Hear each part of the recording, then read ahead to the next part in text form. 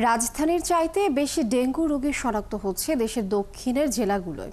তবে কি কারণে এমনটা ঘটছে তা নিয়ে স্পষ্ট কোনো কিছু বলতে পারছে না রোগতত্ত্ব, রোগ নিয়ন্ত্রণ ও গবেষণা প্রতিষ্ঠান আইইডিসিআর। প্রতিষ্ঠানটি বলছে এ নিয়ে গবেষণা শুরু করেছে তারা। এদিকে ঢাকায় ডেঙ্গু রোগীরা বেশিরভাগ বাসাবাড়িতে চিকিৎসা নেয় মৃত্যু ঝুঁকি বাড়ছে বলে মনে করেন বিশেষজ্ঞরা।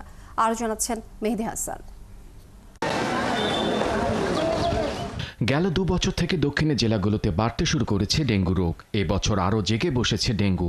স্বাস্থ্য অধিদপ্তর বলছে ডেঙ্গু আক্রান্তের 52%ই উপকূলের 13টি জেলার বাসিন্দা।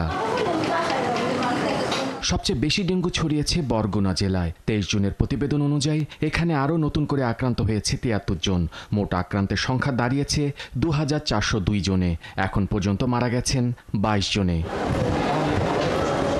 দক্ষিণের জেলাগুলোর মধ্যে রয়েছে সাতক্ষীরা, খুলনা, বাগেরহাট, বরিশাল, পটুয়াখালী, ভোলা, পিরোজপুর, বরগুনা, ঝালকাঠি, নোয়াখালী, ফেনী, চট্টগ্রাম এবং কক্সবাজার। এর মধ্যে বরিশাল বিভাগের 6টি জেলাতেই ডেঙ্গুর বেশি দেখা যাচ্ছে।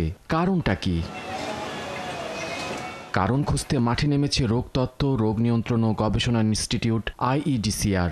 2-1 বছর থেকে দেখা যাচ্ছে যে ঢাকার বাইরেও কিন্তু ডেঙ্গির প্রাদুর্ভাব বেশি। এখানে যেমন কিছুদিন ধরে বরগুনাতে অনেক বেশি আমরা দেখতে পাচ্ছি, বা আপনারাও বিভিন্ন আলোচনা করছেন, সেরকম আরও কতগুলো জায়গা থেকে কিন্তু বিভিন্ন সময় কথা হচ্ছে যে ডেঙ্গির রোগী বেশি পাওয়া যাচ্ছে।